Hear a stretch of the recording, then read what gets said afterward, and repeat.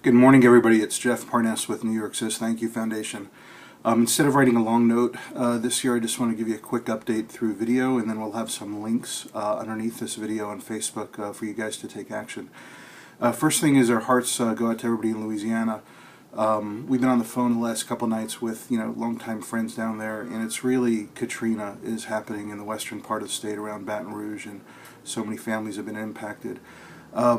One of our focus areas for New York Says Thank You is our Build for Life program, and the whole focus was in disasters to immediately identify families that are battling cancer that at the same time have lost their homes.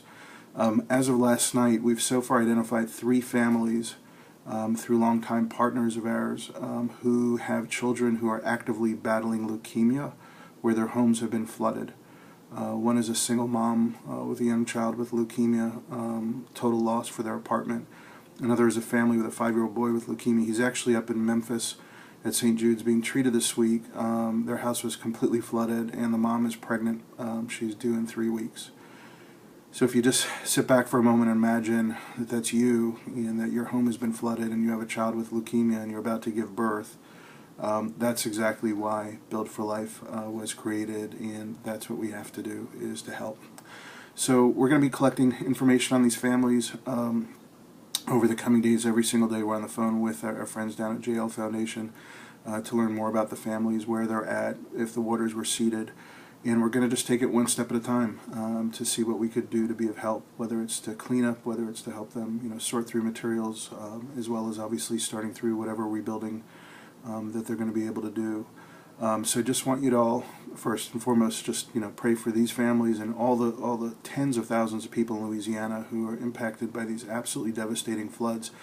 These are areas where a lot of people don't have flood insurance as well. There are 30 schools, I think, that are underwater in Baton Rouge. Businesses have been destroyed. So this is really going to be a long-term haul for these families. And if we could start just by identifying a few families where they're also battling with children with leukemia, then I think that's the place for us to start. Second thing, I just want to update you guys about Stars of Hope. As you might have seen, this program has exploded. We're now in over 90 communities that we've touched, 19 countries. But more than the numbers is the people. We've had San Bernardino survivors and family members painting Stars of Hope to send to Orlando. The survivors in Orlando painting Stars of Hope that they drove down to Fort Myers to another shooting site. We had 1,000 volunteers in Orlando painting Stars of Hope and giving them to people all throughout the community impacted: trauma surgeons, nurses, 911 call center operators, firefighters, police officers who responded. The Orlando Regional Medical Center actually made Stars of Hope. They sent them to the Dallas Police headquarters. So, while we were doing this, we were also painting stars with 500 children in a remote Canadian village, Fort McMurray, that was devastated by wildfire. So over the years, we've really seen the impact that this program makes in terms of really bolstering the mental health and the spirits of people over the long-term recovery, and it's really just growing. So what we're encouraging folks to do is, if you're in a workshop area where folks like LJ who are cutting the stars out and sanding them, do it. Get together with your friends, cut out the plywood and start painting stars, because God knows between Louisiana and some of these other communities are going to be more places where we're going to be able to go in and paint those stars with the kids and with the community. For those of you in areas where you don't have volunteer workshops for Stars of Hope, it's real simple. Just go to thehopeshop.net and you can order your box of hope and start painting with your family.